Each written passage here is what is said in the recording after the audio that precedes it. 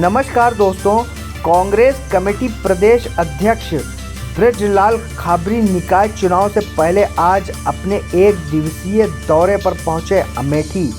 वहीं मलिक मोहम्मद जायसी शोध संस्थान के ग्राउंड में किया एक जनसभा को संबोधित।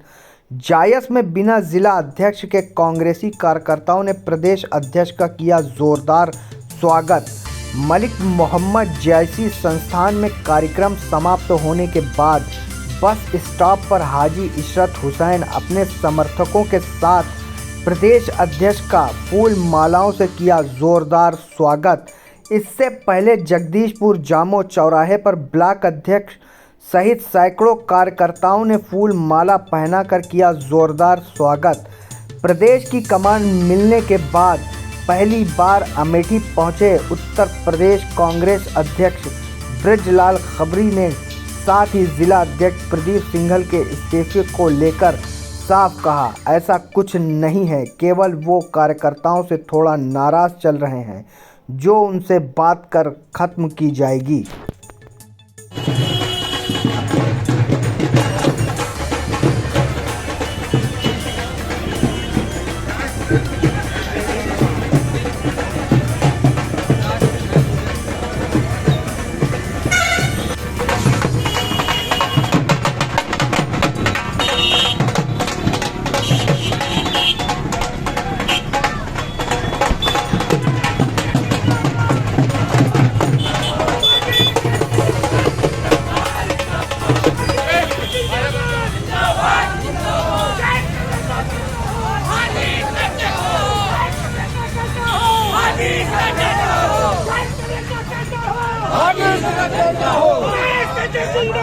जिंदाबाद जिंदाबाद जिंदाबाद जिंदाबाद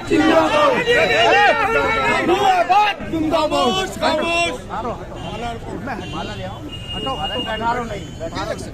बैठा लो नहीं। देखो यही कारण है कांग्रेस सत्यानाशी का, यही है। अभी बस यही बोल रहे, हमें जानकारी है, हमें भी मालूम है। हाँ तो ले आओ माला। हाँ तो सबसे पहले कोई बोलेगा नहीं ना कोई भाषण देगा। आप माला पहनो। ऐसी की नगरी में पहली बार आए हैं और अमेठी संसदीय क्षेत्र है जो वीवीआईपी है, तो आइए इन्हीं से पूछते हैं, निकाय चुनाव लेके आए हैं या 2024 की लोकसभा तैयारी करने की तैयारी? कैसे देखें आपके दौरे को? देखिए, अमेठी के कांग्रेस के सिपाहियों का प्यार था, उन्होंने न्योता दिया, मैं आया। कोई खास मिशन पे आए हैं या पहली बार? प्रदेश अध्यक्ष जल्दी अमेठी में आते हैं, राजनीति कर रहे हैं तो मिशन को लेकर कर रहे हैं। तो कैसा मिशन है, क्या देखते हैं 2024 और निकाय चुनाव? मिशन है हमारा किसी भी तरीके से भारतीय जनता पार्टी से देश और प्रदेश को मुक्त कराना। तो उसके लिए कैसे मजबूती कैसे देंगे कार्यकर्ताओं को? अगर हमारी मजबूती आपके माध्यम से उजागर हो गई तो हमारे दुश्मन सतर्क हो जाएंगे, मुझे गुरुल्ला युद्ध लड़ने दीजिए। तो क्या किया जाए? आप 2024 में चुनाव कौन लड़ रहा है यहाँ से? 2024 आते आते आपको अपने आप नजर आ जाएगा कौन सा पहलवान हमारे दंगल में है। और निकाय चुनाव में, निकाय चुनाव को क्या देखते हैं? अमेठी में कितनी सीटें जीत रहे हैं? एक भी सीट नहीं छोड़ेंगे, सब हम जीतेंगे। इतना कॉन्फिडेंस से क्यों कह रहे हैं? अरे कॉन्फिडेंस है तब बोल रहे हैं, वर्कर हमारा तैयार है तब बोल रहे हैं। लेकिन 2022 से जो विधानसभा हुए उसमें आपको कोई सीट नहीं मिली, क्या अंदरूनी बगावत? अरे मिल लो। तेंदुलकर एक बार में 200 रन बनाए थे और कई बार 0 पे आउट हो गए, देखा है आपने? तो कांग्रेस पार्टी तेंदुलकर है भारत। एक उदाहरण दे रहे हैं, ये तो चलता ही रहता है। कभी वो 2 पे थे, आज वो 100 पे हैं। आज हम 2 पे हैं तो वो 100 पे हैं, फिर पलट रहा है पासा। वक्त किसी का इंतजार नहीं करता, चक्कर चल रहा है, हम आ रहे हैं, इसे कोई रोक नहीं सकता। तो साहब कहना है ब्रजलाल खाबरी जी का कि जो है वक्त के साथ बदलाव होने जा रहा है, वक्त सत्ता किसी एक के हाथ में नहीं रहती। इनका कहने का मतलब यही है कि सत्ता किसी एक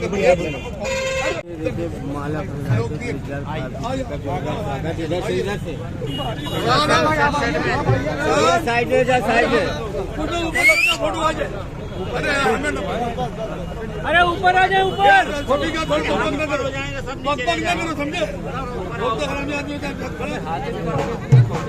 खड़े जाओ ऊपर, भाई आइए। नदीम तुम आ गया, नदीम आओ, तुमको बुला ले आओ। सर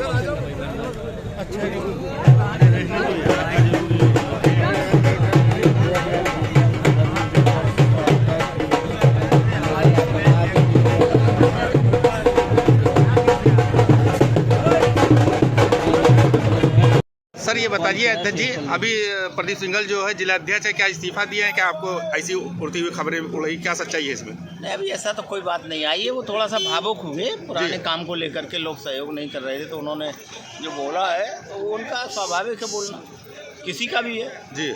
ऐसी कोई बात आई नहीं, उन्होंने आवेश में आके कुछ बोला है तो उसमें सब बातचीत खत्म हो गई। इस्तीफे को लेकर कोई ऐसी बात नहीं, ऐसी कोई बात।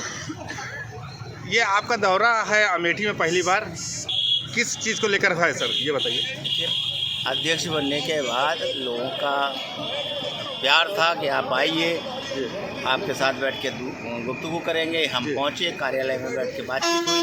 अब उसी बातचीत में कोई बात आके खड़ी हो गई है किसी तरीके की, तो वो घरेलू मामले थे, सब रफा दफा है, ऐसा कुछ है नहीं। निकाय चुनाव को लेकर क्या तैयारी है सरकार? निकाय की तैयारी है पूरी, चुनाव लड़ेंगे, रिजर्वेशन आने दीजिए, जैसा वो उससे तैयारी, जो जहाँ होगा वहाँ ताकत के साथ लड़ेंगे, रिजल्ट लेके आएंगे। धन्यवाद सर।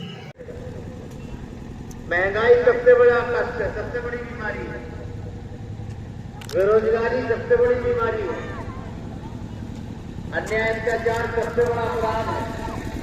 और जो दूध होता है ना, सुबह से बुढ़ों को चाहिए चाय पीने के लिए, बच्चों को चाहिए पिलाने के लिए, और जवानों को चाहिए कसरत करने के लिए, वो दूध पर GST लगा करके जो 40 रुपए किलो मिलता था वो आज 62 रुपए किलो, हमें दूध से भी दूर कर दिया। जो सबसे आवश्यक चीज है उसको इतना महंगा कर दिया GST लगा करके कि 40 की जगह 62 रुपए हमें खरीदना पड़ रहा है। और जो खरीदने वाले लोग हैं, दिन में सुबह से शाम तक मेहनत करने वाले लोग हैं, उन्हें ये सब चीजें बहुत जल्दी मुहैया नहीं हो रही हैं, उनके लिए उन्हें बहुत परिश्रम करना पड़ता है। इन सबके बाद सबसे बड़ी समस्या और क्या पैदा कर दी कि अगर आप लोग नहीं चेते, छोटे छोटे दलों के चक्कर में पड़ गए।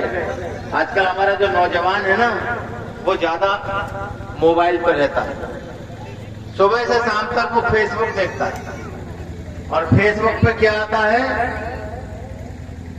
भारतीय जनता पार्टी के ब्रांडेड आइटम। जब भी जो कोई खोलता है मोबाइल को, तो उनके प्रचार प्रसार के अलावा और कुछ नजर नहीं आता। अगर आप लोग उससे छक गए हों तो थोड़ा सा ध्यान दे लें। आज जो तुम्हें आजादी मिली है, ये खैरात में नहीं मिली। कांग्रेस और कांग्रेस परिवार के तमाम लोगों ने इस देश को आजाद कराने के लिए, आपको आजादी देने के लिए कुर्बानियां दी हैं। उन कुर्बानियों को तुम पढ़ो, तुम्हारे इंटरनेट पे आती है। जिस दिन भी आप इंदिरा जी को खोजोगे, जिस दिन भी नेहरू जी को खोजोगे, बहुत अच्छा अच्छा आपको पढ़ने को मिलेगा। लेकिन हमारे साथी उसको नहीं पढ़ते हैं। पढ़ते क्या है? मोदी ने आज क्या बोला है, मोदी आज क्या फ्री करने जा रहा है, ये जरूर देखते हैं। इसको देखना बंद करो। अगर इसको देखते रहे तो जो आजादी आपको मिली है, ये आजादी आपके हाथ से जाती नजर आ रही है।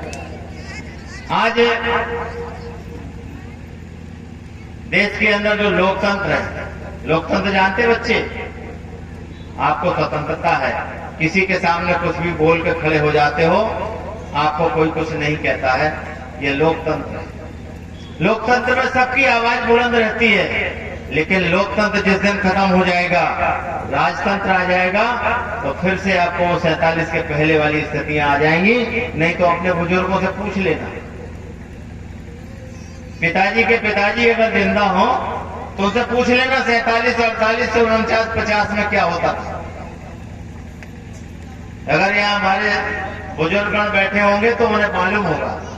वही हाल हमारी बहनों का भी है। मोबाइल में दिन भर लगे रहेंगी, चाहे बच्चा छूट जाए हाथ से, लेकिन मोबाइल नहीं छूटना चाहिए। इन सब से आपको दूरी बनानी पड़ेगी। ये आपको अफीम का जो नशा जियो ने डाला है ना, पहले फ्री में डाला था फ्री में। फिर कितने का हुआ रिचार्ज? बोले 36 रुपए का हुआ। फिर भी आपको लगा 36 रुपए कोई बड़ी बात नहीं है, पापा ठीक से कमाते हैं, 36 का चलेगा। आज जब 999 का हो गया तब पता लग रहा कि हम तो बहुत गलत जाल में फंस गए। आदत पड़ गई है, इंटरनेट चाहिए, चाहे बच्चे का दूध काटा जाए, चाहे बच्चे की पढ़ाई का फीस काटा जाए, लेकिन हमें चाहिए तो इंटरनेट चाहिए, नहीं तो झगड़ा खड़ा हो जाएगा।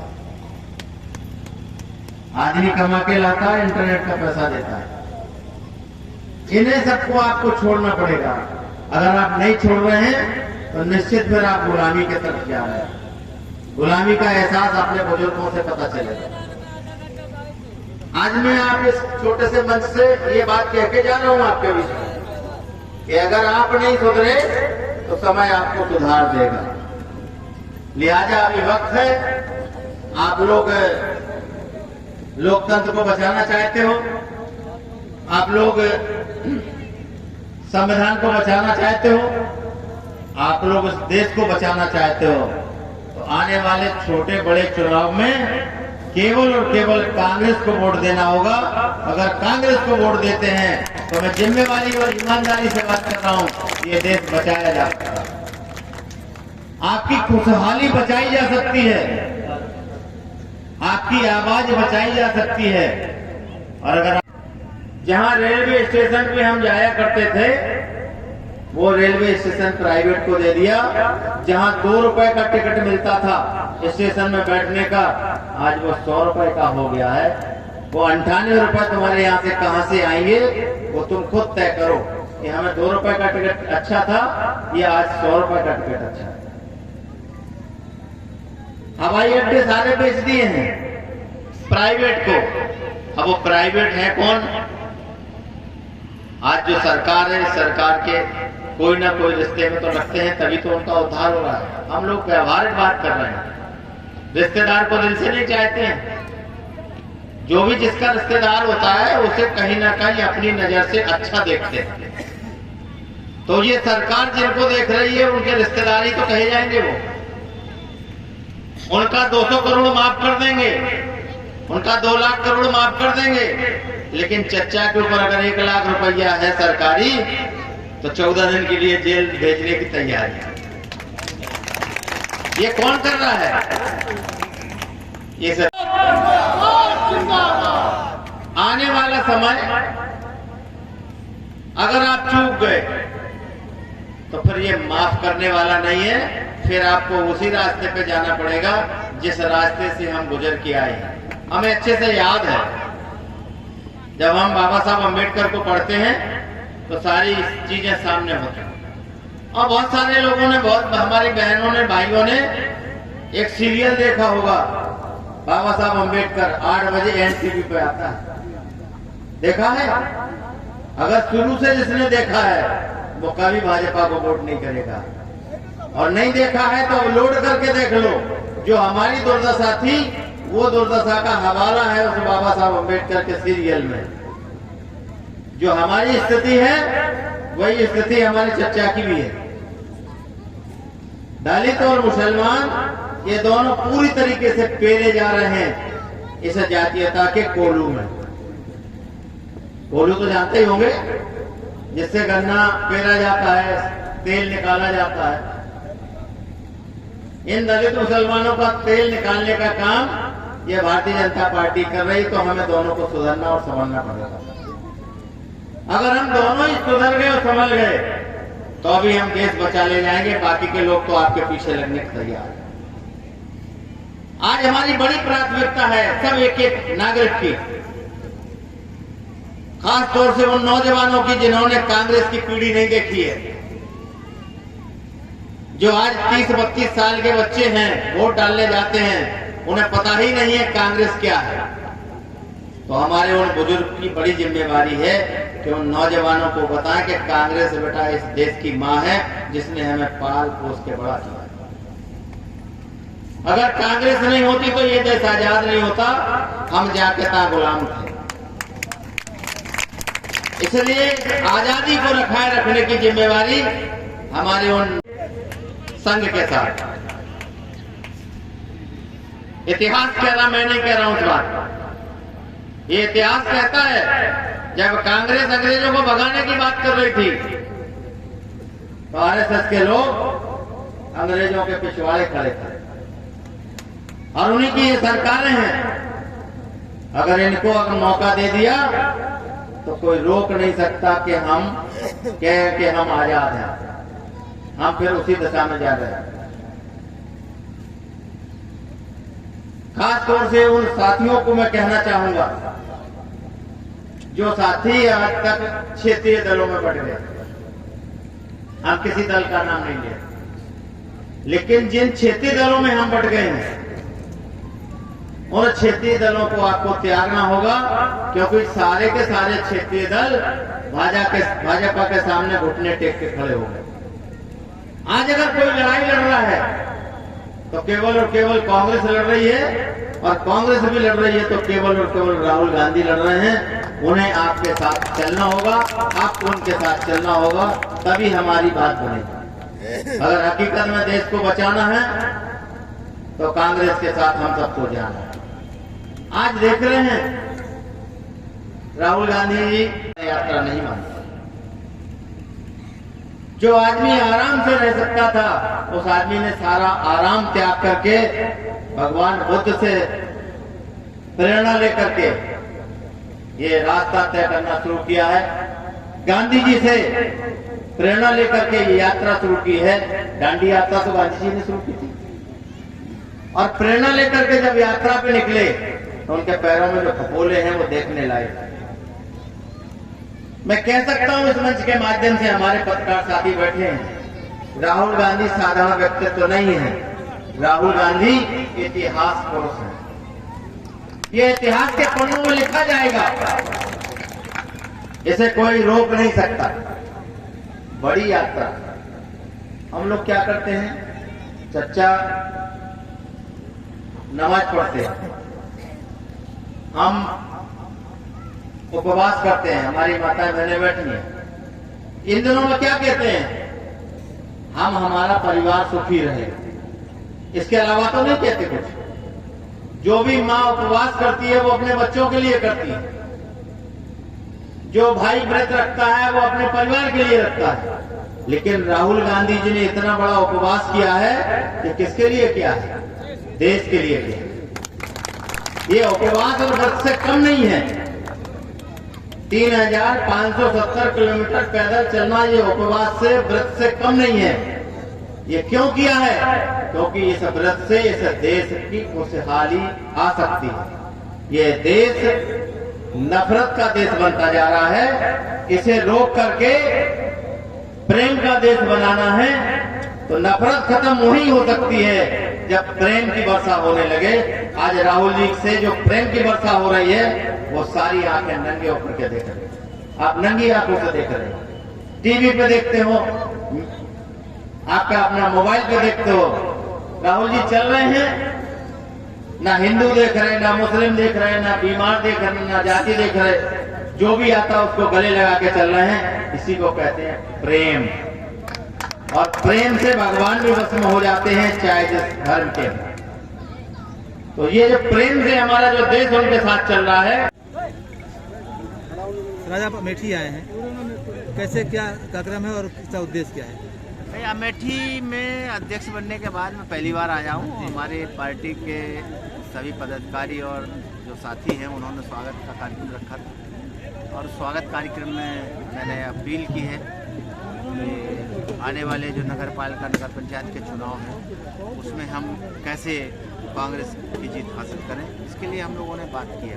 क्या लगता है कि इस बार कांग्रेस पार्टी अपनी प्रत्याशी को जिता पाएगी यहाँ से? हमें जनता के रुख से तो ये लगता है कि हम हर एक सीट पे जीतेंगे।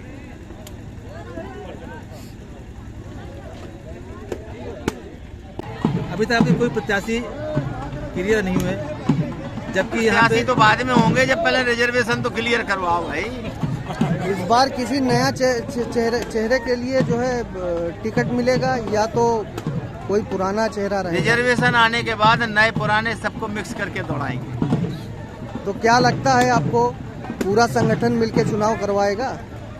एक एक बच्चे की चाहत है कि इस बार ये सरकार हटे, चाहे छोटी सरकार हो चाहे बड़ी सरकार हो।